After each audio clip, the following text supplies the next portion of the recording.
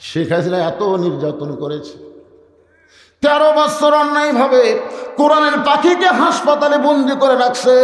বাংলার সমস্ত জনগণ বিশ্বাস করে আল্লামা সাঈদীর কোনো অপরাধ নাই।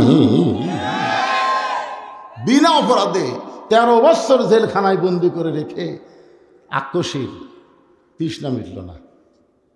জেলখানা থেকে বের করে তাকে হাসপাতালে নিয়ে গিয়ে পরিকল্পিতভাবে হত্যা করা হলো।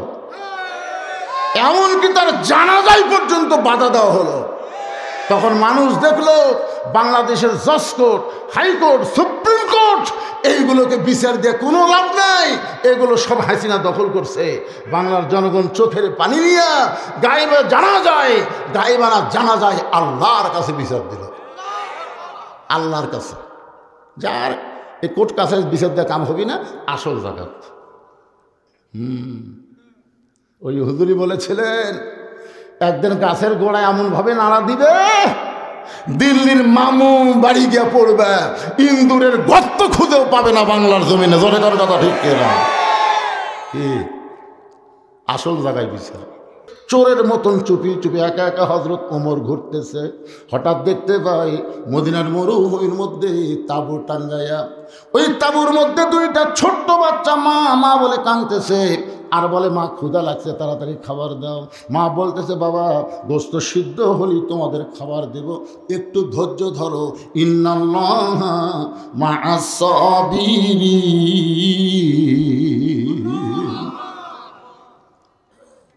কিন্তু মা যখন বারবার বলতেছে একটু ধৈর্য ধরো, গোস্ত সিদ্ধ হলেই তোমাদের খাবার দিব, কিন্তু হযরত ওমর ফারুক চিন্তায় পড়ে গেলেন।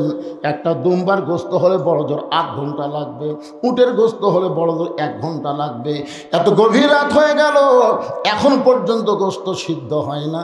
এটা কিসের গোস্ত? লোকমা দিয়ে আমাকে জানতে হবে।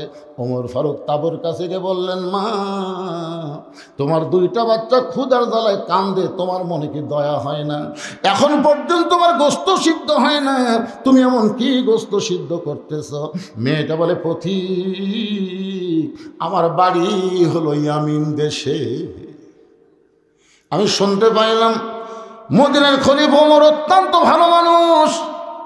আমার 2টা 3 বাচ্চাকে নিয়ে বিকেলবেলা ওমরের দরবারে ঢুকতে চাইছিলাম, কিন্তু এত মানুষের ভিড় আমি মহিলা বাচ্চা 2টাকে নিয়ে ঢুকতে পারি নাই। নিয়ত করেছি আগামীকাল সকালবেলা ওমরের দরবারে আমার 2টা এতিম বাচ্চাকে নিয়ে হাজির হব। এই সকালবেলা নিয়ত করে রাতের বেলা তাঁবু টাঙ্গাইয়া এই মরুভূমির মধ্যে আমার 2টা বাচ্চাকে বুকের মধ্যে আমি ঘুমাতে চাই, কিন্তু আমার বাচ্চা 2টার এত খিদা লাগছে, খালি বারবার খাওয়ার জন্য কাঁদতেছে। আমি এখন মা কি করব? সান্ত্বনা দেওয়ার জন্য পাতিলে পাতের পাথর দিয়া, পানি আর পাথর দিয়া নিচে আগুন জ্বালায় বলতেছে বাবা গোস্ত সিদ্ধ হলেই তোমাদের খাবার দেব। আর বলতেছি ধৈর্য ধরো। এই ধৈর্য ধরতে ধরতে আমার 2টা বাচ্চা হয়তো ঘুমায় যাবে, কিন্তু এত খিদা বেশি আমার 2টা বাচ্চা ঘুমাবার পারতেছে না। আমার মনে হয় আগামীকাল সকাল পর্যন্ত আমার 2টা বাচ্চার ক্ষুধার জ্বালায় বাঁচবে না। সঙ্গে সঙ্গে হযরত ওমর বললেন মা একটু ধৈর্য ধরো, একটু ধৈর্য ধরো, আসল জায়গায় বিচার দিও না মা, একটু ধৈর্য ধরো, আসল জায়গায় বিচার দিও না। আপনার বলেন তো আসল জায়গা কোনটা? বাংলাদেশের মতন 96টা দেশের খলিফা হলেন হযরত ওমর। আমাদের বাংলাদেশের মতন 96টা দেশ, কয়টা দেশ? জুমার দিনে খুতবা দিচ্ছেন। এখন আপনারা বলেন তো কোন দলের নেতারা খুতবা দিবার পারবে? কোন দলের নেতারা খুতবা শুনবে? একটু বিবেচনা করবেন। 3 দল মসজিদের মধ্যে ঢুকছে, আওয়ামী লীগ, বিএনপি, জামাত। কিন্তু ইমামের মায়ের অসুখ হয়েছে, হঠাৎ ইমাম মাকে নিয়ে হাসপাতালে গেছে। এখন জুমার দিনে ইমাম আসে নাই। 3 দলের মুসলমান চিন্তা করতেছে আজকে খুতবা কে দিবে? হুজুর তো আসেনি। এখন জামাত ইসলাম এসে আওয়ামী লীগের নেতাকে বলতেছে ভাই তোমার দল যখন ক্ষমতা আছে তুমি খুতবা দাও। আওয়ামী লীগ নিচের দিকে তাকা বলে ভাই ভাষণ দিবার পারি রে, কিন্তু হ্যাঁ ভাষণ দিবার পারিস, খুতবা দিবার পারিস না। তো বিএনপি বলতেছে ভাই কি করবেন ভাই, আপনি না হয় যান। না রে ভাই অত কথা বলিস কেন, জামাতি ইসলাম আছে, সেখানে হামা করে কথা লিখবে? ও বাবা, হযরত ওমর যখন খুতবা শুরু করেছেন, এমন সময় মাঝখান থেকে একজন মুসল্লি দাঁড়িয়ে বলতেছে, আমিরুল মুমিনিন, আপনার খুতবা আমরা শুনবো না। ওমর ফারুক বলেন, আমার অপরাধ কি? বলে, আপনার অপরাধ হলো আমাদেরকে খাটো পাঞ্জাবি দিয়ে আপনি লম্বা জুব্বা পরে খুতবা দিচ্ছেন। আমাদেরকে খাটো পাঞ্জাবি দিয়ে আপনি লম্বা জুব্বা পরেছেন। এই লম্বা জুব্বা কেমনে পেলেন, কোথায় পেলেন, আপনার গায়ে কেমনে দিলেন, এটা যতক্ষণ পর্যন্ত না বলবেন ততক্ষণ আপনার খুতবা আমরা শুনব। বাংলাদেশের মতন কয় দেশ? 96টা দেশের খলিফা তাকে খুতবা বন্ধ করে দিছে খালি জুব্বা লম্বা হওয়ার কারণে। ওমর ফারুকের চোখ দিয়ে দর দর করে পানি পড়তেছে, আর মুখটা মুচকি মুচকি হাসতেছে। পানি পড়ার কারণ হলো, আল্লাহর কোরআন দিয়ে যখন দুনিয়া চলবে, নেতা যদি ভুল করে একটা সাধারণ মানুষ পর্যন্ত ভুল ধরার সাহস পাবে। আর মুখটা মুচকি মুচকি হাসি হওয়ার কারণ হলো, এই ভুল দেওয়ার সাহস যতক্ষণ সাধারণ মানুষের থাকবে ততদিন কোনো খারাপ নেতা বাংলাদেশে আসতে পারবে না। ধরে জন কথা ঠিক কিনা? আপনারা বলেন তো, 15.5 বছর ভুল ধরে পারছেন? হযরত শেখ হাসিনা কত পর্যন্ত কয়নি? আমরা কি করবো ভাই? একটা ভালো কথা বলবার গেলেও আমরা চারিদিকে আগে তাকাছি। কি দেখতেছেন ভাই? দেওয়ালেরও কান আছে। আপনার বলেন তো, দেওয়ালের কান আছে? মানে হাসিনার এত ভয় ঢুকছিল আমাদের ভিতরে, না জানি কখন ধরে নিয়ে যায়। একটু মনোযোগ দিয়ে শুনবেন। এমন সময় আব্দুল্লাহ ইবনে ওমর 30 পারা কোরআনের হাফেজ, 6 লক্ষ হাদিসের হাফেজ। চিন্তা করে দেখেন নেতার বেটার যোগ্যতা কি? 30 পারা কোরআনের হাফেজ, 6 লক্ষ হাদিসের হাফেজ। ওমর ফারুকের ছেলে বাবার পাশে দাঁড়ায় বলতেছে, রে নবীর সাহাবীরা, আজকে আমার বাবার জুব্বা লম্বা দেখে তোমরা লোকমা দিয়া বাবার খুতবা বন্ধ করে দিলে। কিন্তু তোমরা কি জানো, তোমরা যখন ঘুম পাড়ো তখন আমার বাবা ঘুমাই না। যেদিন থেকে আমার বাবা মদিনার খলিফার দায়িত্ব পাইছে, সেদিন থেকে আমার বাবার চোখে আর কোনো ঘুম নাই। আমার মা বলে, স্বামী গো, একা একা আপনি বাহিরে ঘোরেন, আপনার অন্তরে কি ভয় ডর লাগে না? অন্তত আপনার ছেলেকে সঙ্গে করে নিয়ে ঘুরবেন। ওমর ফারুক বলে, বিবি রে, আমি খলিফার দায়িত্ব পেয়েছি, আমার ছেলে তো আর দায়িত্ব পায় নাই। আমি খলিফার দায়িত্ব আল্লাহ আমাকে দিয়েছে, আমার ছেলে তো পায় নাই, আমার জন্য ওকে কেন কষ্ট দিব?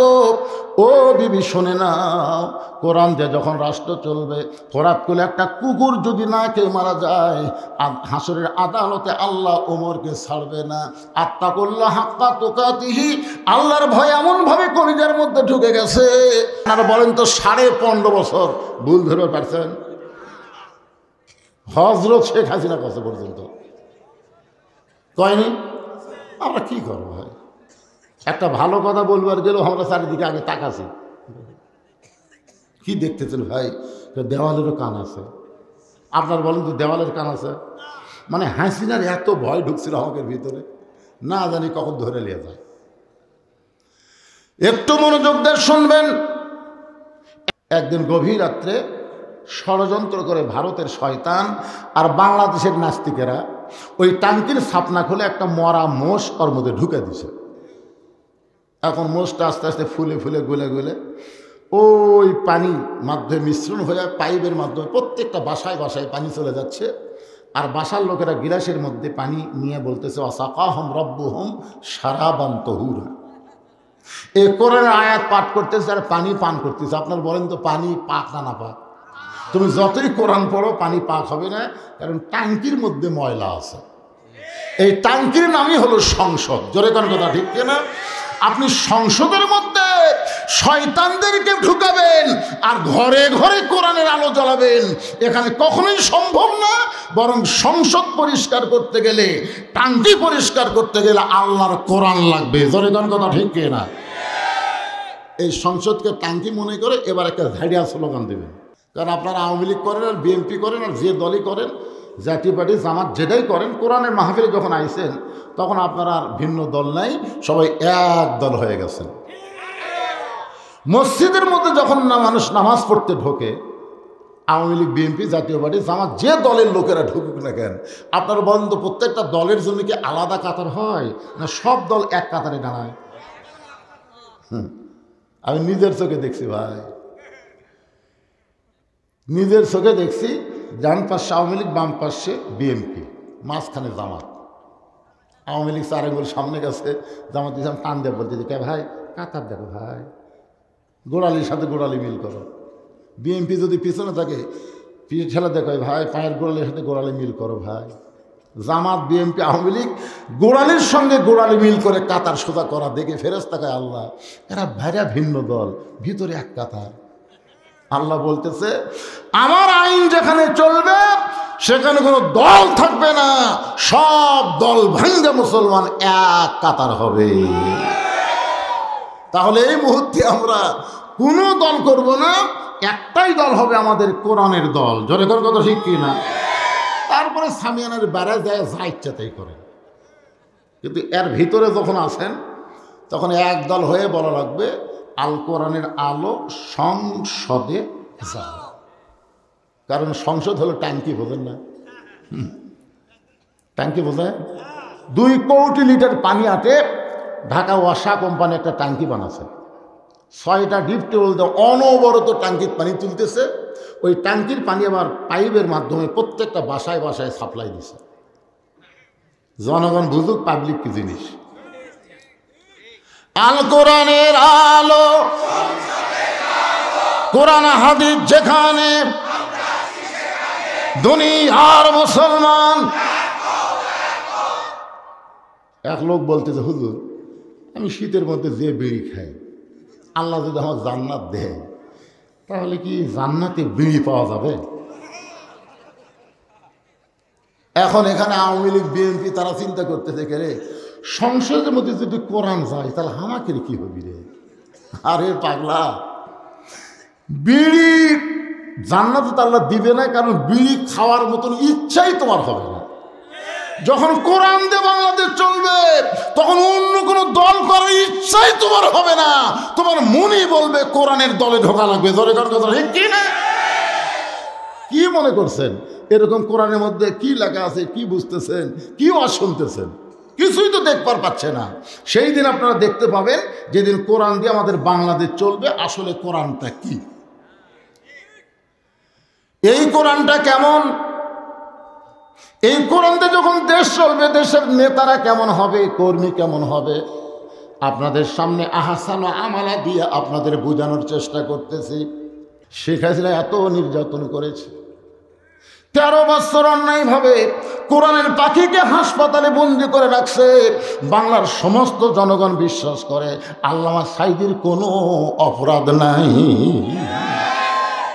বিনা অপরাধে 13 বছর জেলখানায় বন্দি করে রেখে আক্রোশীর তৃষ্ণা মিটল না।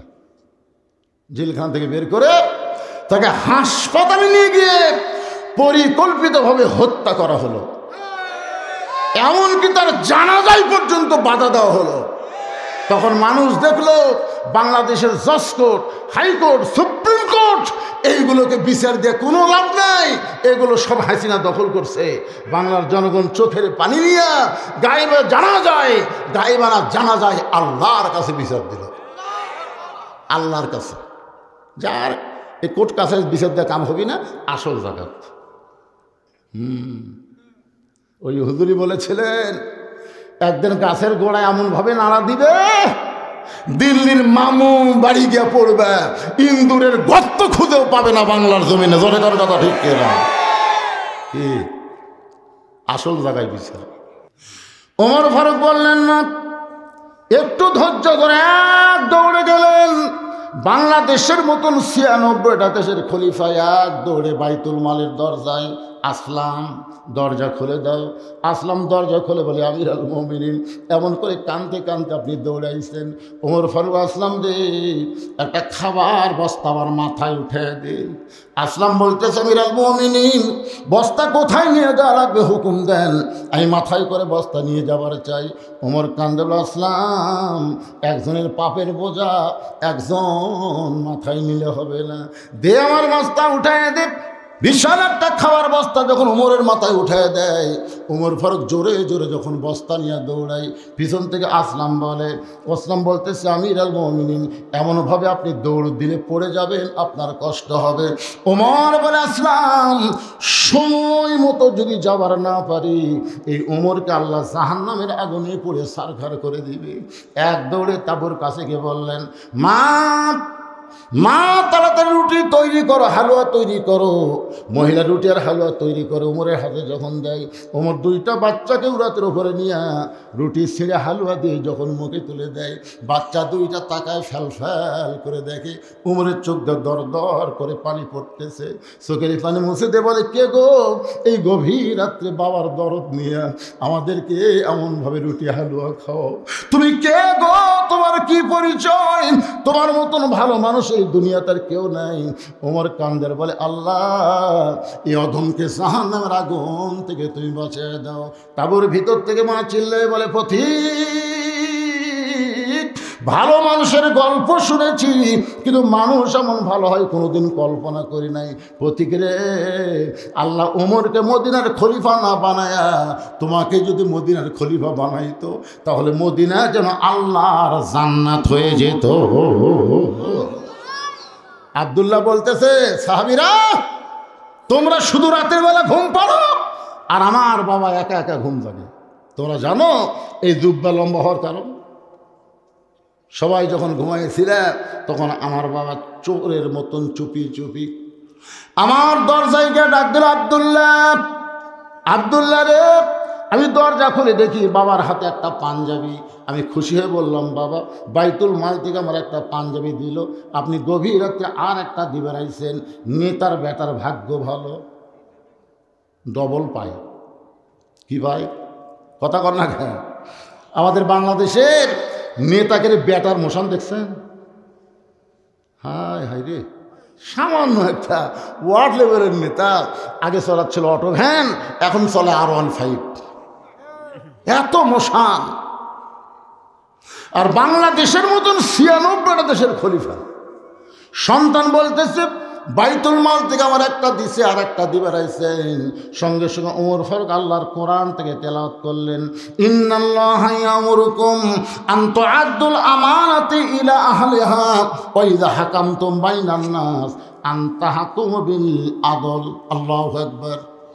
আব্দুল্লাহ তুমি কেমনে মনে করলে একটা পাঞ্জাবি পাশর একটা দিবারাইছি এইটা আমার ভাগে পড়েছে? বাবা আমি গাড়িতে দেখলাম এত ছোট পাঞ্জাবি পরে আমি আগামীকাল খুতবা কেমনে দেব? তোমার কাছে আইছি, তোমার কাপড়টুকু একটু আমাকে দান করে দাও। আমি আব্দুল্লাহ আমার কাপড় বাবাকে দান করার পর বাবা যখন দুইটা কাপড় নিয়ে যায় আমি পিছনে পিছনে রওনা দিলাম।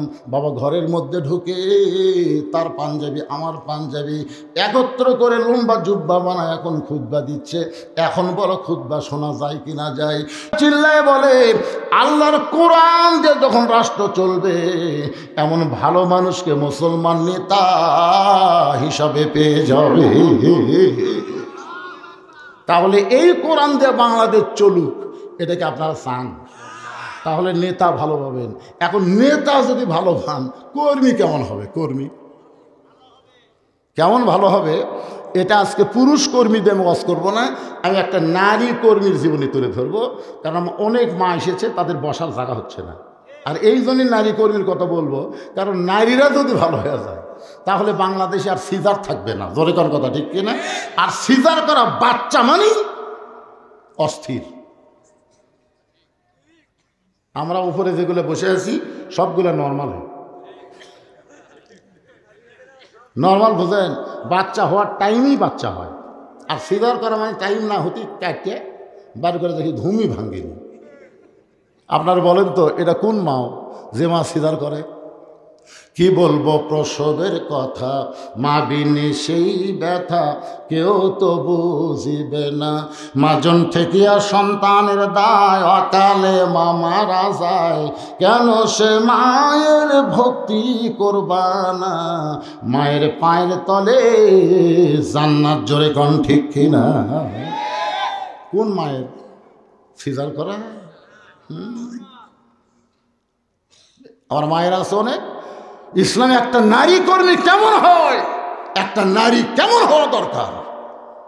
আজকে বাংলাদেশের মাদেরকে ভালো হলে আমরা ভালো বাচ্চা পাবো, আর ভালো বাচ্চা পাইলে আগামীতে বলা লাগবে না, এরা নিজেরাই কোরআনের কর্মী হবে। জোরে কোন কথা ঠিক কিনা? এখন তো সব ব্যাস সাইজে আছে, এই ব্যাস সাইজগুলো সাইজ করা খুব কঠিন। এই জন্য একটা মা যদি ভালো হয়, সন্তান আল্লাহর ওলি হয়।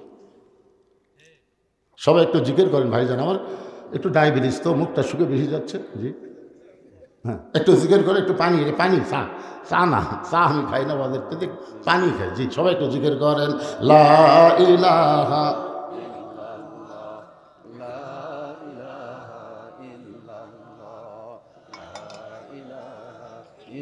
মহব্বত। আল্লাহর জিকির করতে কি রে? আপনারা যে জিকির করতেছেন এটা কি দয়াল বাবার জিকির? এটা কার জিকির কন? আরো জোরে বলেন। আল্লাহর নবী বলেছেন, কোন ব্যক্তি যদি সারা জীবন পাপ করে আর মরার সময় এই জিকির করতে করতে যদি মারা যায়, শুধু জবানে জিকির জারি থাকার কারণে আল্লাহ তার জীবনের সব গুনাহ মাফ করে দেয়। এই জিকিরকে বলা হয় আফজালুজ জিকির, লা ইলাহা ইল্লাল্লাহ। এই জন্য এই জিকির আমার মৃত্যুর সময় জবানে জারি থাকে। আমরা চাই না? চাই কি চাই না? এই জন্য সকলে জিকির করেন, লা ইলাহা ইল্লাল্লাহ, লা ইলাহা ইল্লাল্লাহু মুহাম্মাদুর রাসূলুল্লাহ। সকলে বলি সাল্লাল্লাহু আলাইহি ওয়াসাল্লাম। হযরত ওমর বাংলাদেশের মতন ৯৬টা দেশের খলিফা, নেতা ভালো হলেন, কিন্তু কর্মী কেমন নিজের চোখে দেখার জন্যে চোরের মতন চুপি চুপি একা একাই দিনের বেলা ঘুরতেছেন। হঠাৎ হযরত ওমর দেখতে পায় দুই পাহাড়ের মাঝখানে গিরিপথ। দুই পাহাড়ের মাঝখানে যে রাস্তা, সেই রাস্তাকে বলা হয় গিরিপথ। ওই গিরিপথের ভিতর দিয়ে একটা সুন্দরী মেয়ে ধীর গতিতে হেঁটে হেঁটে চলতেছে। মেয়েটার সামনেও কোনো মানুষ নাই, পিছনেও কোনো মানুষ নাই। ওমর ফারুক মেয়েটার দিকে তাকিয়ে বললেন, আলহামদুলিল্লাহ। ওমর ফারুক যদি আলহামদুলিল্লাহ বলে, আমাকে বলতে সমস্যা আছে?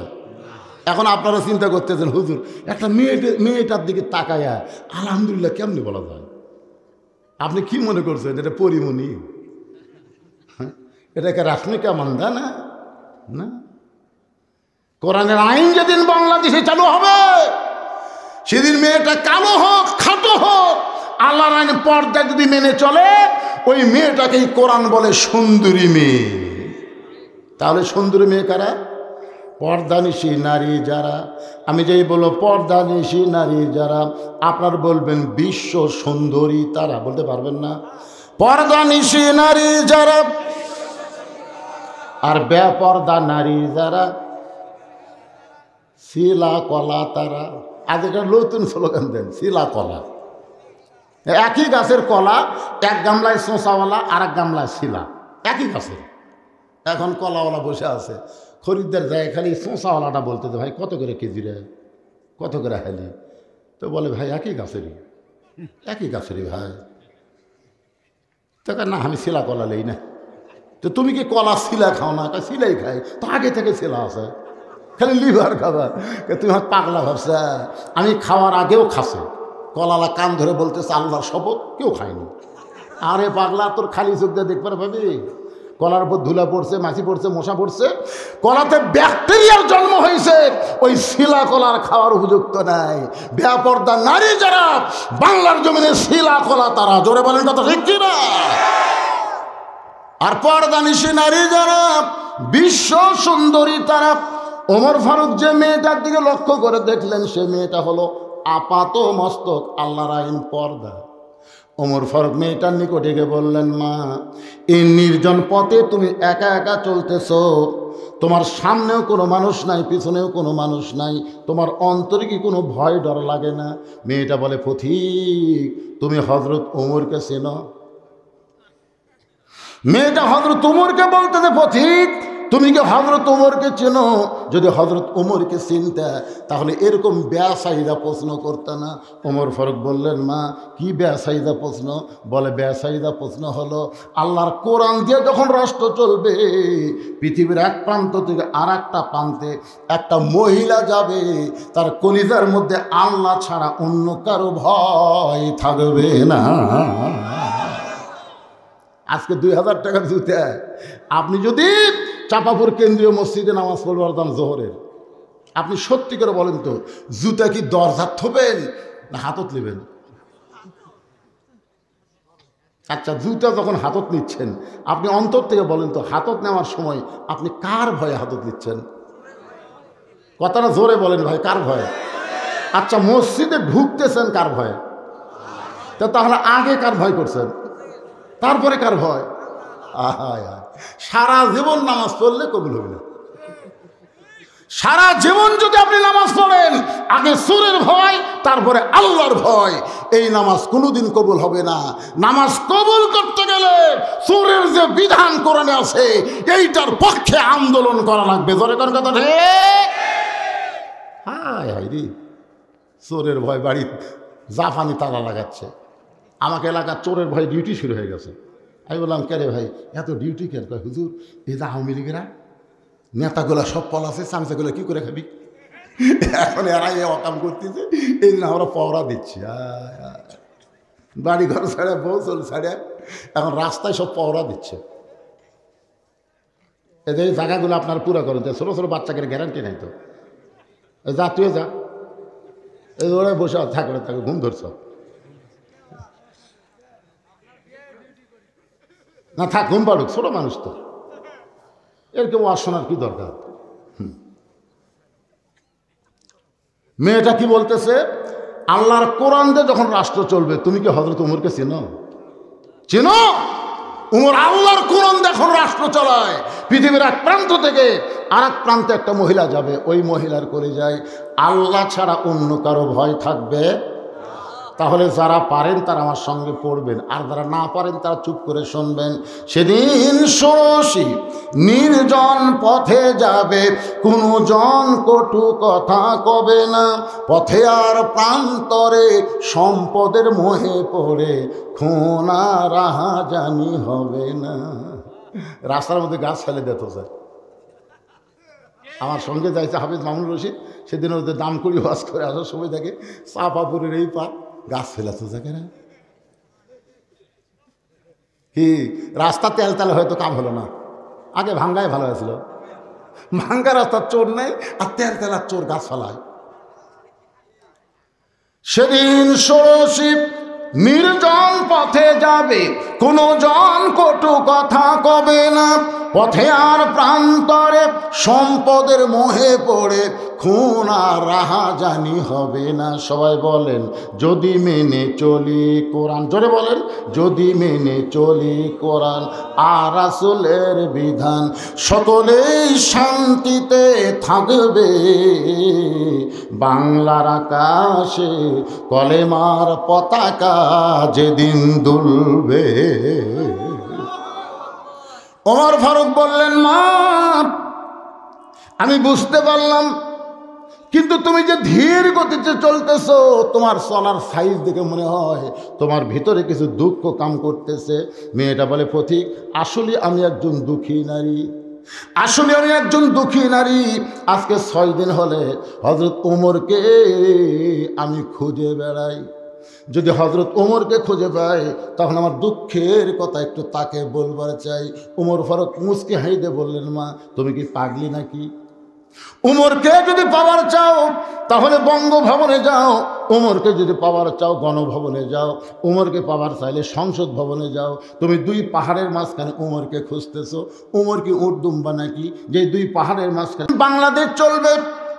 একটা গরিব মানুষকে ধনী মানুষের বাড়ির যাওয়া লাগবে না, বরং ধনীরাই গরিবের বাড়ির দরজায় দরজায় ঘুরবে।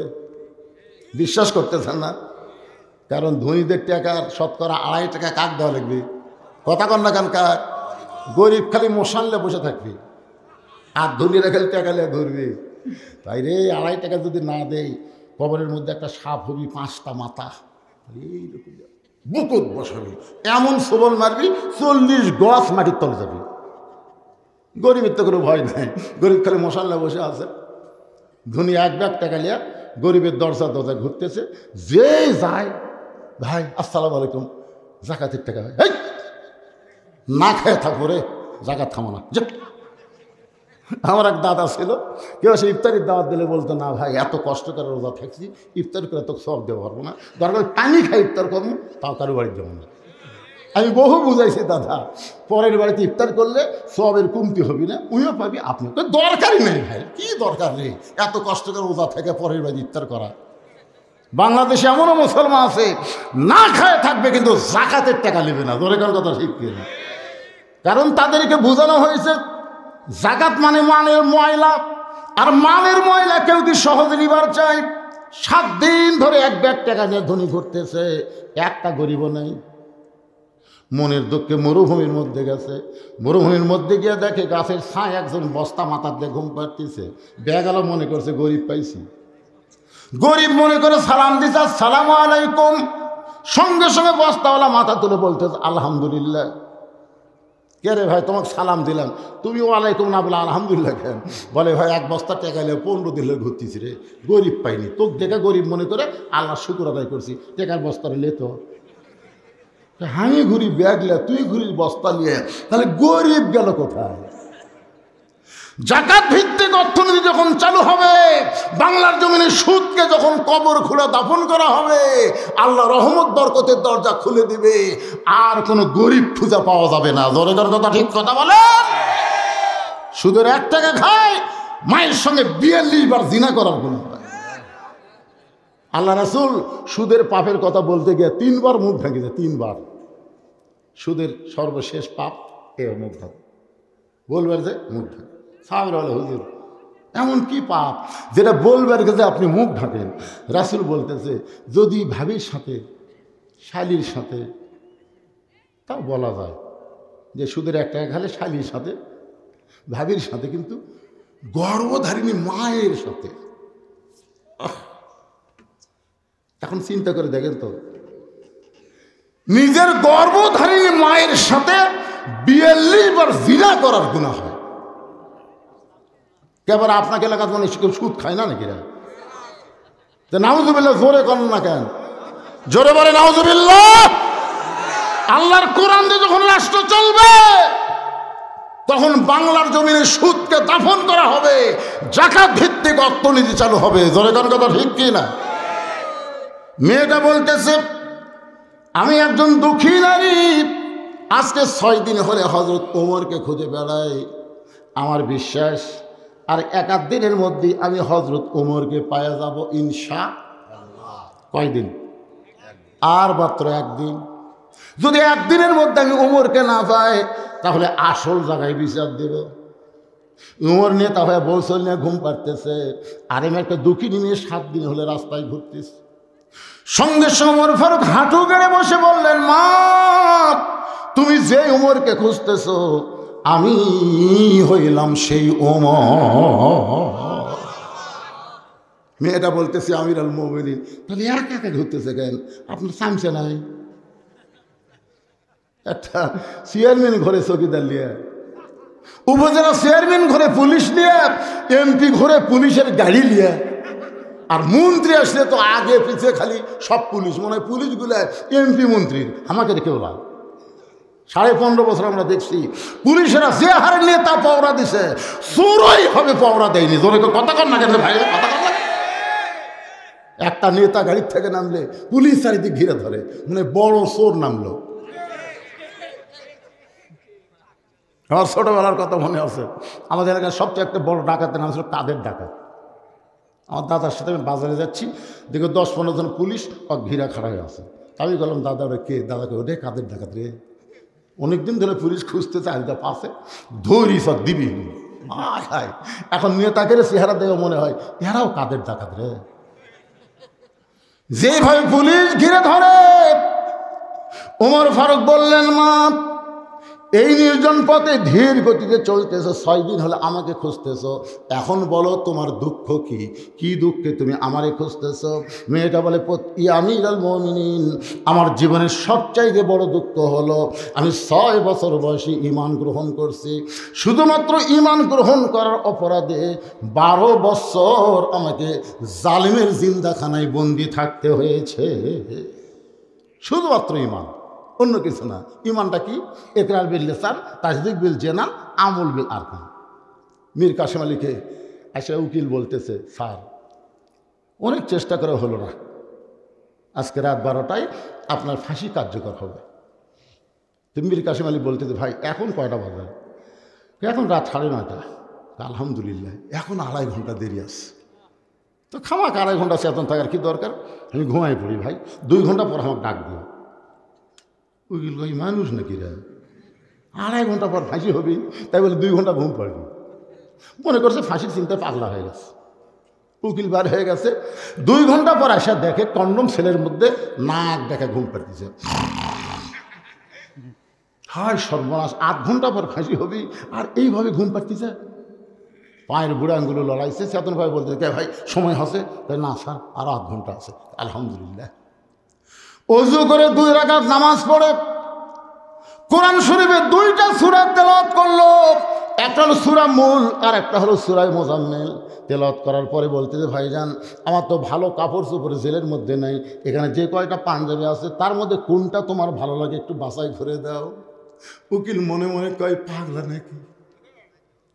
সবচাইতে ভালো পাঞ্জাবিটা বাছাই করে যখন দেয়, ওই পাঞ্জাবি গায়ে দিয়ে বলতেছে, ভাইজান একটু আতর সুরমা লাগায় মাথার চুল হাঁসড়াই, দেখো তো আমার তো সামনে আয়না নাই, তুমি বলো তো আমার চুলটা ঠিক মতো হাঁসড়া হলো কিনা। উকিল বলছে, স্যার আপনার ফাঁসি হবে। একটাবার আপনি ফাঁসির কথা বলেন না কেন? মীর কাসেম আলী মুসকে মুসকে হাসার বলে, ঘুমের মধ্যে আল্লাহ পাক আমাকে ফয়সালা করে দিয়েছে, ফাঁসির মাধ্যমে 8টা জান্নাত আমাকে বরণ করে নিবে। এই মীর কাসেম আলীর আপনারা চিনেন? এই মীর কাসেম আলী হলো বাংলাদেশ ইবনে সিনার প্রতিষ্ঠাতা, ইসলামী ব্যাংকের প্রতিষ্ঠাতা মীর কাসেম আলী জামাতের একজন নেতা ছিলেন। বাজান, তারা রাষ্ট্রপতির কাছে বাঁচার দরখাস্ত কোনোদিন করে নাই, কারণ তারা জানে অন্যায়ভাবে যদি ফাঁসি দেওয়া হয় সে কোনোদিন মরবে না। আল্লাহ কোরআনে বলেছেন, ওয়ালা তাকুলু। এই কয়েকটা ছাত্র সামনের পরিবেশ নষ্ট করে দিল। এই কয়টা ছাত্র,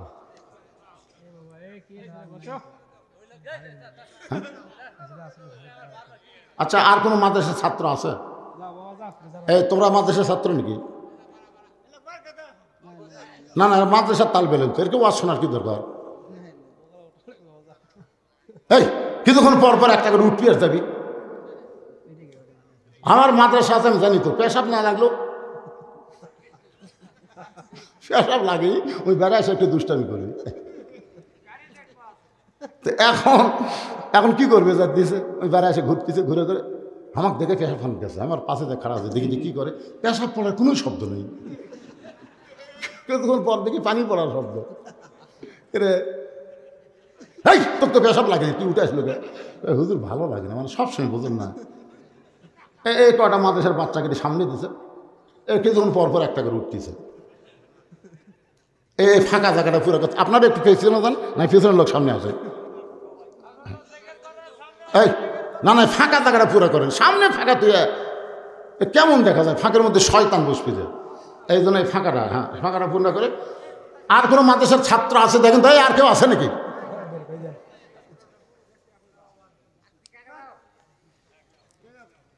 একটু জিকির করেন লা ইলাহা ইল্লাল্লাহ, জোরে লা ইলাহা, মহব্বতে লা ইলাহা।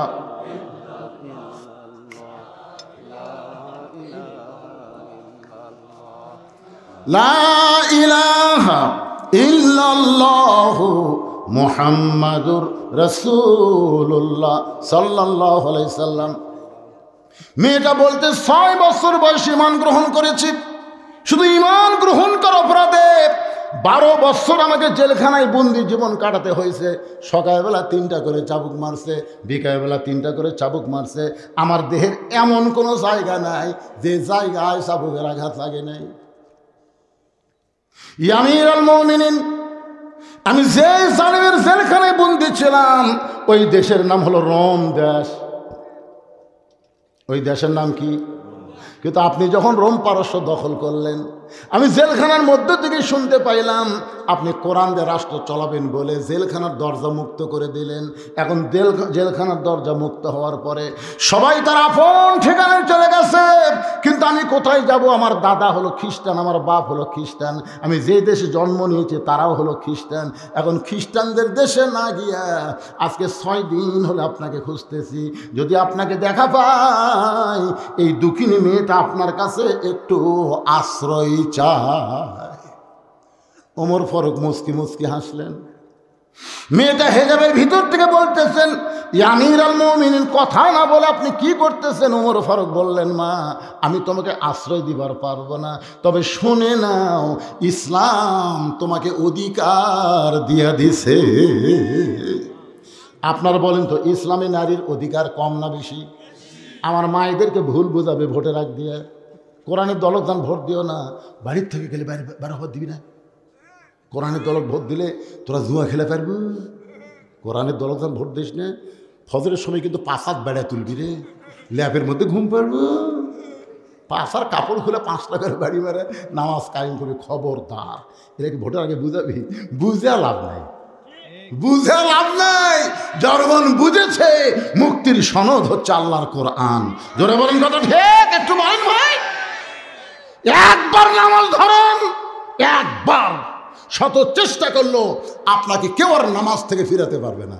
ধরেননি থেকে আপনার কাছে কঠিন লাগতেছে। যারা নামাজ ধরেছে ফজর আযান, তাদের কাছে কত মধুর লাগে জানেন? আর সালাতু খায়রুম মিনান নাম শোনার সাথে সাথে বিসমিল্লাহ বলে কম্বল ফেলে দিয়ে লেপোকা লাত্তি মেরে ঠান্ডা পানিতে উজু করে। তারপরে যখন জুতো ফিতো পাও দেয়, মসজিদ দিকে রওনা দেয়, ফেরেশতা বলে, আল্লাহ আল্লাহ, এই শীতের মধ্যে ল্যাপ কম্বল ফেলে দিয়ে ঠান্ডা পানিতে উজু করে তোমার বান্দা মসজিদে যায়, এই বান্দার রেজাল্ট কি? আল্লাহ বলতেছে, বদরের যুদ্ধে যদি আজকে থাকতো, ওই বদরের যুদ্ধের সৈনিক হয়ে যেত। কি মনে করছেন ভাইজান? শত চেষ্টা করলো আপনাকে নামাজ থেকে বের করে পারবে না, কারণ নামাজ আল্লাহর এমন একটা ইবাদত, এক জগ পানির মধ্যে এক মুষ্টি চিনি দিয়ে ঘন্ট মারলে ওই চিনি যেমন পানির মধ্যে বিলীন হয়ে যায়, প্রত্যেকটা নামাজি বান্দা আল্লাহর মহব্বতে নিজের অস্তিত্বকে বিলীন করে দেয়। জোরে কোন কথা ঠিক কিনা? সম্মানিত মা বোনেরা, পর্দার অন্তরালে বসে বসে যারা আলোচনা শুনতেছেন, তাদের সকলকেই শ্রদ্ধা জ্ঞাপন করে এই মুহূর্তে জানতে চাচ্ছি আপনারা সকলে কেমন আছেন? আলহামদুলিল্লাহ রব্বিল আলামিন। যে আল্লাহ শারীরিক সুস্থতা দান করে, মানসিক প্রশান্তি, সুবহানাল্লাহ বলেন। আমরা কিন্তু গত বছর এই সময় যারা ওয়াজ শুনেছি, ওয়াজ যারা করেছি, তাদের সকলেরই শারীরিক সুস্থতা ছিল, কিন্তু মানসিক প্রশান্তি ছিল না। মনের মধ্যে একটা কি যেন চিন্তা হতো, না জানি কি হয়, না জানি কি হয়, ঠিক না? মানে পুলিশ ধরার ভয়। আমাদেরকে আসলে মূলত আজরাইল ধরবে, হাসিনার সময় আজরাইল ধরার চিন্তাই ছিল না, খালি চিন্তা ছিল পুলিশ যেন না ধরে। কিন্তু 5 আগস্টের পরে এই যে অশান্তি আর আমাদের মনে নাই, আছে দেহ সুখ, সুস্থ এবং মানসিক প্রশান্তি। আজকের এই জান্নাতের বাগানে আল্লাহ আমাদেরকে কবুল করে দিলেন। এই কারণে খুশি হয়ে সকলে বলবো, রব্বানা লাকাল হামদ হামদান কাসীরান তাইয়িবান মুবারাকান ফীহি। এখন আমার প্রশ্ন হলো, আমরা যে প্রশংসা করলাম, এটা কি এমনি এমনি না বুঝে শুনে? কি বুঝলেন? কি বুঝলেন? এক নম্বর বুঝটা হলো এইরকম যে রুহের জগতে আমরা কিন্তু এই দুনিয়াতে আসার আগে আর একটা জগতে ছিলাম। সেই জগতের নাম হলো আলমে আরওয়াহ। এই রুহের জগতে আল্লাহ আমাদেরকে এত ভালোবেসেছেন যে ভালোবাসার কারণে জন্মগতভাবে আল্লাহ মুসলমানের ঘরে কবুল করেছেন। ইমাম মালিক রহমতুল্লাহ আলাইকে এক ছাত্র প্রশ্ন করল, হুজুর পৃথিবীর মধ্যে সর্বশ্রেষ্ঠ ধর্মের নাম কি? উনি উত্তরে বললেন, এরকম প্রশ্ন করা হলো কবিরা গুনাহ। কি কথা? যে পৃথিবীর মধ্যে সর্বশ্রেষ্ঠ ধর্মের নাম কি, এরকম প্রশ্ন করাই যাবে না। তিনি কোরআনের আয়াত তেলাওয়াত করলেন, অমাইয়াবতাগি গায়রাল ইসলাম দীনান ফালাই ইউকবালা মিনহু। এই আয়াতের বাংলা অর্থ হলো যে ইসলাম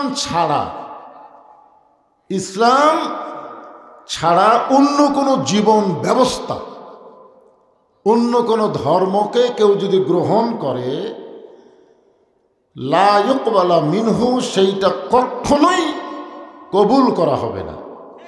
এ কথার দ্বারা আল্লাহ বুঝাই দিলেন যে আল্লাহর কাছে একটাই মাত্র ধর্ম, আর সেই ধর্মের নামই হলো ইসলাম। ইন্নাদ দীনা ইনদাল্লাহিল ইসলাম। আর আল্লাহ সেই ইসলামের ভিতরে আমাদের মতো মানুষকে কবুল করেছেন। খুশি না বেজার? যার কারণে আমরা কি পাইছি? আল্লাহ। এই যে ভারত আমাদেরকে মাঝে মধ্যে হুমকি দেয় না, এই ভারতের একটা ফাটাকেষ্ট নায়ক মিঠুন চক্রবর্তী, ওর জন্ম কিন্তু আমাদের বাংলাদেশি, এখন ভারতের যা মাস্তানি মারতেছে, বুড়া থুড়া হয়ে গেছে। ও আবার কিছুদিন আগে একটা স্ট্যাটাস দিছে, যদি ভারত ইচ্ছা করে বাংলাদেশকে দখল করতে 15 দিনও লাগবে না। ঠিক? আসলে ভগবানের জাতেরা আল্লাহর জাতকে চিনে না। ভগবানের ভ বাদ দেন, গবানের কোনো অর্থ ডিকশনারিতে নেই। গবানের গ বাদ দিলে বান মানে বন্যা, দুনিয়ার কোনো মানুষ চায় না। বা বাদ দিলে নো মানে নাই, ভগবান শেষ। আর আমরা যাকে আল্লাহ বলে বিশ্বাস করি, আল্লাহু লা ইলাহা ইল্লা হুয়াল হাইয়ুল কাইয়ুম। আপনার মন যদি চায় আলিফ বাদ দেন, লিল্লাহি মা ফিস সামাওয়াতি ওয়াল আরদ। আমার যদি মন চায় আর একটা লাম বাদ দেন, লাহুল মুলকু ওয়া লাহুল হামদ। আমার যদি মন চায় আর একটা লাম বাদ দেন, হুয়াল্লাহুল্লাযী লা ইলাহা ইল্লাহু। এখন বলেন তো, সব বাদ দিল, আল্লাহ কি বাদ? আমরা যে আল্লাহকে বিশ্বাস করি, আমাদের আল্লাহ সদা বিরাজমান, যার প্রমাণ হলো আমেরিকা। বুঝতে পারছেন? পারেন নাই? আমেরিকা ইহুদিকে, ইসরায়েলকে সহযোগিতা করেছে যে ফিলিস্তিনের বাচ্চাদেরকে গায়ে আগুন লাগিয়ে দাও। ওরা এমন একটা যন্ত্র, এমন একটা অস্ত্র দিয়েছে যে অস্ত্র গুলি করলে সাউন্ড হবে না, শুধু বাচ্চাদের বুকে লাগবে, বুকটা পুড়ে যাবে। ফিলিস্তিনের ছোট ছোট বাচ্চাকে টার্গেট করে এ পর্যন্ত 42,000 শিশুকে তারা হত্যা করছে। এখন আল্লাহ তাআলা কয়, তোরা গুলির আগুন দিয়ে শিশু বাচ্চাদের পুড়াবি? আগুন কি আল্লাহর নাই? জোরবার আছে না নাই? এখন আমেরিকায় আগুন নামছে, আগুন লাগছে, ওরা এখন ঠেলাত পড়ে মুসলমানের কাছে গিয়ে বলতেছে আজান দাও। কারণ যত প্রকার পদ্ধতি ছিল সমস্ত পদ্ধতি বিকল হয়ে গেছে, আগুন নিপতেছে না, খালি বাড়তেছে। এখন ঠেলাত পড়ে কি কয়? আজান দাও। কি কয়? সব শেষ হয়ে যাবে। কুল্লু মান আলাইহা ফানিউ ওয়ায়াবকা ওয়াজহু রাব্বিকা যুল জালালি ওয়াল ইকরাম। জোরে করে আল্লাহু আকবার। আমরা সে আল্লাহকে জন্মগতভাবে পাইছি। মুসলমানের ঘরে জন্ম নেওয়ার কারণে খুশি না বেজার? এ কারণে বলি আলহামদুলিল্লাহ। আল্লাহর প্রশংসা করার কারণ হলো আছেন আমার মুক্তার, আছেন আমার বারিস্টার, শেষ বিচারের হাইকোর্টেতে তিনি আমায় করবেন পার, আমি পাপী রাসূল জাবিন্দার। ভাগ্যগুণ এমন একটা নবী পাইছি, সুবহানাল্লাহ বলেন। যেই নবী এই রজব মাসে, এই যেটা কি মাস, রজব মাসে আল্লাহ তাআলা তাকে আরশে নিয়ে গেছিলেন। এক সময় আল্লাহ বললেন, নবী আপনি চাইলে জান্নাত দেখতে পারেন। আমাদের নবীকে আল্লাহ জান্নাত দেখার তৌফিক দিলেন। নবী যখন জান্নাতের মধ্যে প্রবেশ করলেন, এমন সময় ফেরেশতা জিবরাইল কোরআনের একটা আয়াত তেলাওয়াত করলেন, সালামুন আলাইকুম তিবতুম ফাদখুলুহা খালিদিন। আপনি যদি ইচ্ছা করেন জান্নাত থেকে বের না হলে আল্লাহ আপনাকে জান্নাত থেকে বাইর করে দিবে না। কারণ জান্নাতের শর্ত হলো কেউ যদি একবার জান্নাতে প্রবেশ করে আল্লাহ তাকে চিরস্থায়ীভাবে জান্নাত দিয়ে দেয়। আপনি যদি বের না হন আল্লাহ আপনাকে বাইর করে দিবে না। সঙ্গে সঙ্গে নবী রাগ করে বললেন, জিবরাইল যেই কথা একবার বলেছ এই কথার দ্বিতীয়বার বলো না। আমি নবী আমার জন্য নই, আমি নবী হলাম আমার উম্মতের জন্যে।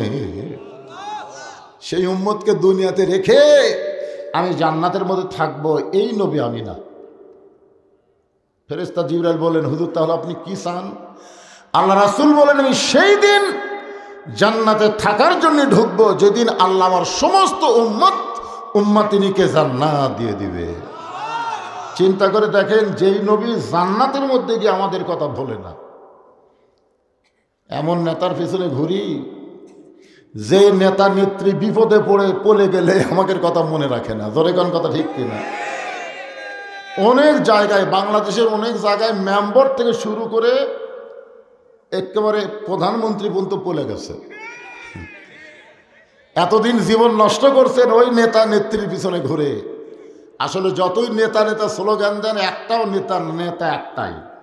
কয়টা? আমার নেতা তোমার নেতা। এ তো মেম্বার মার্কা স্লোগান হলো। বিশ্বাস হচ্ছে না? লাকাদ কানা লাকুম ফি রাসূলিল্লাহি উসওয়াতুন হাসানা। এই যে আমরা দুরূদ শরীফ পড়লাম, আল্লাহুম্মা সাল্লি আলা সাইয়্যিদিনা মুহাম্মদ। কি বুঝলেন? আমাদের বাংলাদেশে কিছু দল আছে, তারা শুধু আমাদের নবীকে নবী বিশ্বাস করে কিন্তু নেতা মানে না। এই সমস্ত দলের লোকেরা বলে ইসলামের সাথে রাজনীতির কোনো সম্পর্ক নেই। আরে নবীর প্রতি দরুদ পড়ে, নবীরে সালাম করে মসজিদের ভিতরে, কিন্তু নবীর সমাজ গড়ার কাজে এদের দ্বন্দ্ব মনে বাজে। আমাদের নবী শুধু নবী নন, তিনি হলেন সমস্ত নেতার নেতা, বিশ্ব নেতা। ধরে কোন ঠিক কি রে? আর বিশ্ব নেতার স্লোগান এরকম মেনা দিলে হবে? গলা খাঁকারি দেন, আমার নেতা তোমার নেতা। সেই বিশ্ব নেতার, বিশ্ব নবীর উম্মত হিসাবে আল্লাহ আমাদেরকে কবুল করেছেন। খুশি না বেজার? তাহলে জবান খুলে আর একবার বলি আলহামদুলিল্লাহ। আল্লাহর প্রশংসা করার কারণ, আমার হাতের দিকে তাকায় দেখেন, এই কোরআনের মধ্যে কোনো সন্দেহ, সবাই বলা লাগবে, এই কোরআনে কোনো ধোঁকা, এ কোরআনে কোনো গোঁজামিল। আপনারা 3 বারই নাই কইছেন। যে সংবিধান দিয়ে বর্তমান বাংলাদেশ চলতেছে, এই সংবিধানের মধ্যে সন্দেহ, ধোঁকা, গোঁজামিল। আচ্ছা, এই ছোট্ট মানুষ মোবাইল নিয়ে কি করে রে?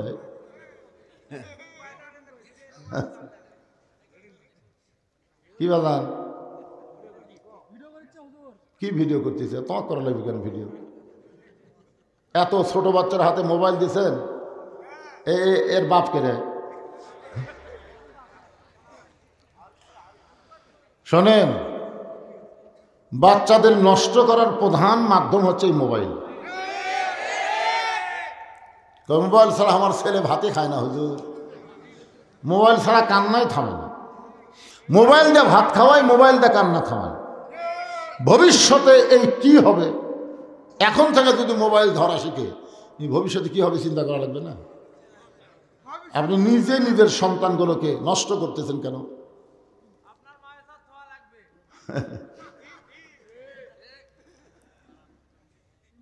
আর যার মোবাইল ধরো না, এই থুয়ে দাও, পকেটে থুয়ে দাও। এরা ইট ধরে আছে, এরা তিনজন অপর দিক থেকে আছে। সামনে কাতারের মুসল্লি যদি এরকম বেয়াসাইজা হয়, একে সামনে বসে এরা ছোট ছোট বাচ্চারা।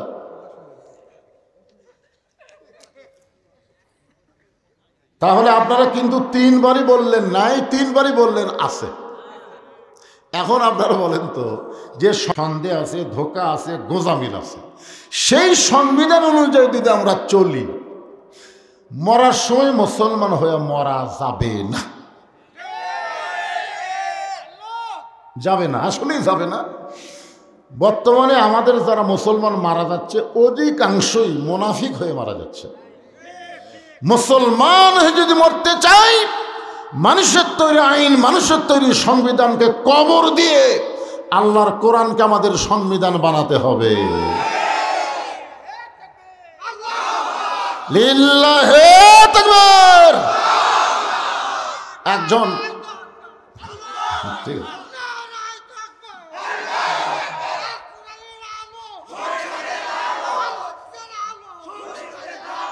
লিল্লাহি তাকবীর।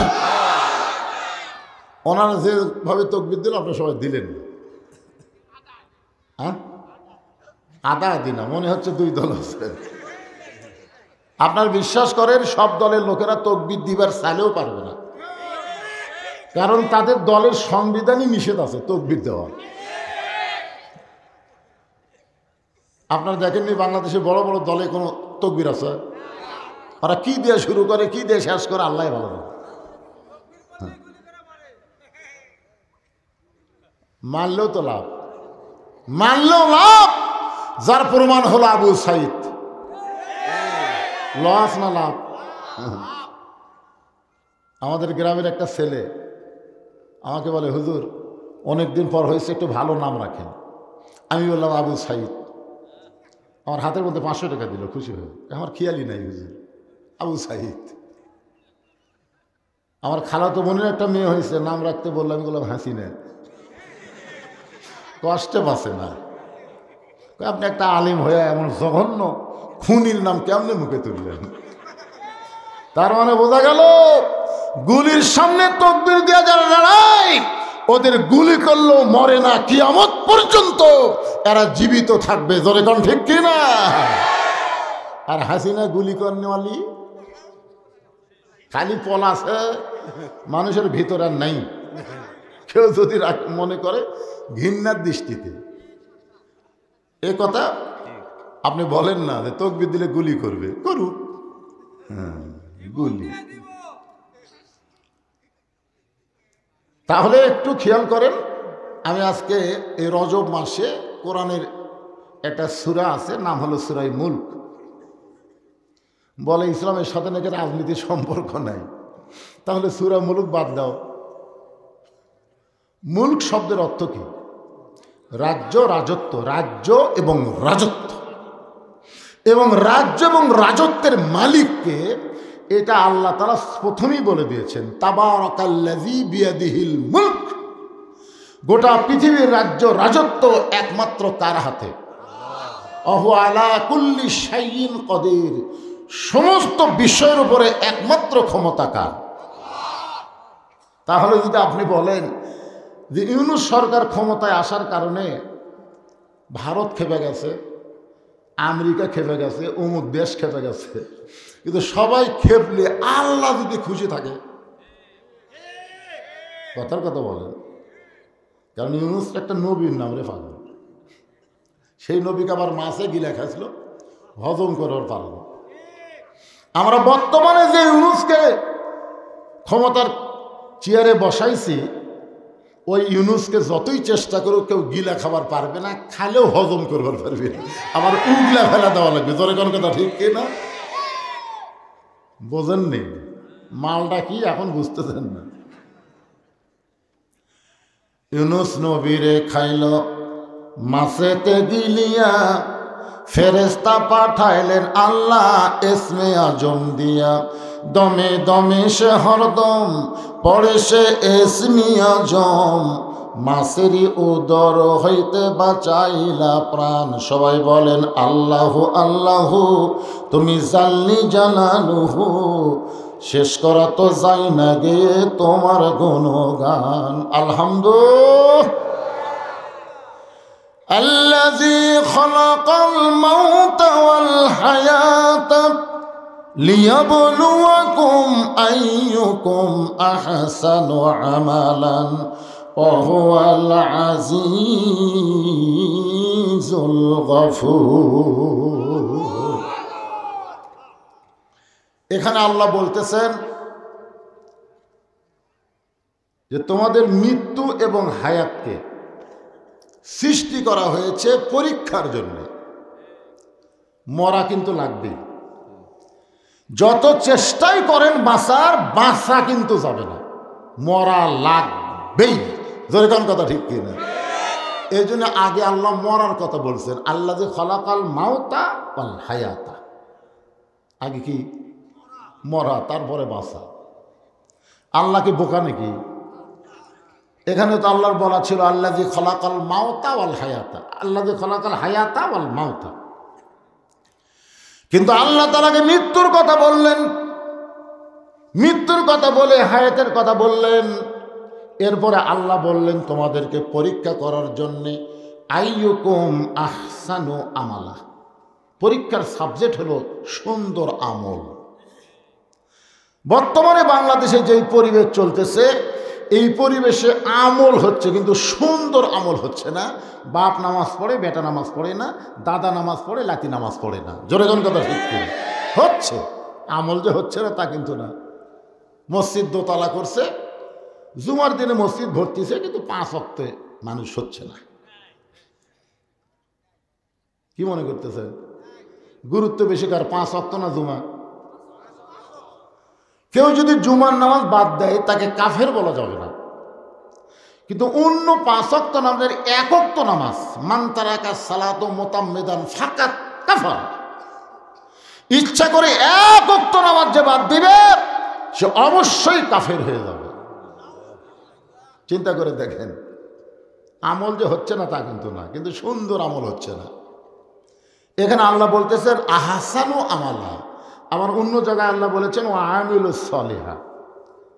ও আমিলুস সলিহা মানে নেক আমল। বাপ পড়ে, বেটা পড়ে না, বাপ মনে মনে চিন্তা করে আমি জান্নাতে যাব, আমি তো পড়তেছি, কিন্তু কোরআন বলতেছে কু আনফুসাকুম ওয়া আহলিকুম নারা, জাহান্নামের আগুন থেকে যদি বাঁচতে চাও তুমি একলা বাপ বাঁচলে হবে না, তোমার আহাল পরিবারকে নিয়ে বাঁচা লাগবে। ধরে কোন ঠিক কিনা? তাহলে সুন্দর আমল যদি আমরা করতে চাই, সুন্দর একটা পরিবেশ লাগবে। সুন্দর একটা পরিবেশ যদি তৈরি করতে চাই, সুন্দর একটা সমাজ লাগবে। সুন্দর একটা সমাজ যদি তৈরি করতে চাই, সুন্দর একটা রাষ্ট্র লাগবে। সুন্দর একটা রাষ্ট্র যদি তৈরি করতে চাই, তাহলে সুন্দর একটা সংবিধান লাগবে, যার নাম হলো আল্লাহর কোরআন। অনুনাজ্জিলু মিনাল কুরআনি মা হুয়া শিফাউ ওয়া রাহমাতুল লিল মুমিনিন। এই আয়াতের বাংলা অর্থ কি? এর বাংলা অর্থ হলো সব সমস্যার সমাধান দিতে পারে আল কোরআন। এই স্লোগান দিয়েই কিন্তু তাফসীর শোনা শুরু হবে। একটু সাইজ মতো সবাই দিবেন। যাদের কোরআনের উপরে বিশ্বাস আছে তারা দিবেন, যাদের নাই দিয়েন না। বিশ্বাস আছে আপনাদের? তাহলে আমি যেই বলবো সব সমস্যার সমাধান, আপনারা বলবেন দিতে পারে আল কোরআন। সব সমস্যার সমাধান আল কোরআনের আলো। হ্যাঁ, এখন আর ঘরে ঘরে ঘর চলবে না, বলা লাগবে সংসদে। কারণ আগামীতে বাংলাদেশে ভালো দিন আসতেছে, আশা করা যায়। যেভাবে আপনারা হাত তুললেন, আমি তো একটা লোকের হাত নিচু দেখলাম না, আমি খুব খেয়াল করে দেখলাম, না সবাই হাত তুলছে। আমাদের সবাইকে রাসূলের উম্মতের কাতারে আল্লাহ কবুল করে নিও। সুবহান রাব্বিকা রাব্বিল ইজ্জাতি আম্মা ইয়াসিফুন ওয়া সালামুন আলাল মুরসালিন walhamdulillahi rabbil alamin। লা ইলাহা ইল্লাল্লাহ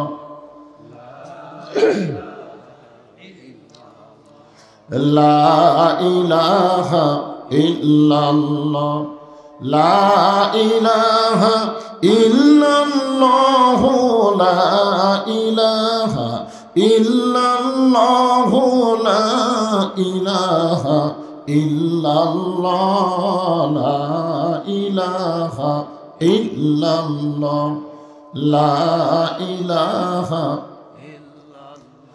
যার দেলে আছে আমার আল্লাহর ভয়, যার মনে আছে আল্লাহর ভয়, যার দিলে আছে আল্লাহর ভয়, আল্লাহ আল্লাহ সব সময়। আহার নিদের ভালো লাগে না এই দুনিয়া, ভালো লাগে না, ভালো লাগে শুধু আল্লাহ। জোরে লা ইলাহা, মহব্বতে লা ইলাহা, লা ইলাহা ইল্লাল্লাহ লা ইলাহা ইল্লাল্লাহ লা ইলাহা ইল্লাল্লাহ লা ইলাহা লা ইলাহা ইল্লাল্লাহ মুহাম্মাদুর রাসূলুল্লাহ।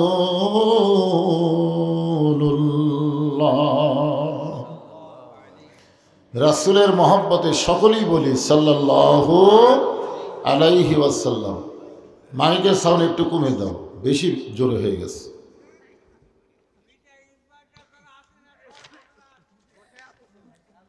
প্রবাসী ও যুব সমাজের উদ্যোগে আজকের এই তাফসীরুল কোরআন মাহফিল তারতা কুমড়াপাড়া, আজকের এই মাহফিলের সম্মানিত সভাপতি জনাব আলহাজ মোহাম্মদ আলী পরামানিক, হরে আজকের এই মাহফিলের যিনি সম্মানিত সভাপতি থাকার কথা ছিলেন, কয়েকদিন আগে দুনিয়া থেকে চিরতরে বিদায় নিয়েছেন। আমরা সবাই তার জন্য প্রাণ খুলে দোয়া করি, আল্লাহ তার কবরটাকে জান্নাতের উচ্চ মাকাম হিসেবে কবুল করুন, জোরে বলে আমিন। সম্মানিত সহসভাপতির আসনে যিনারা রয়েছেন, সবাইকে আমি অন্তরের অন্তঃস্থল থেকে শুভেচ্ছা জ্ঞাপন করছি।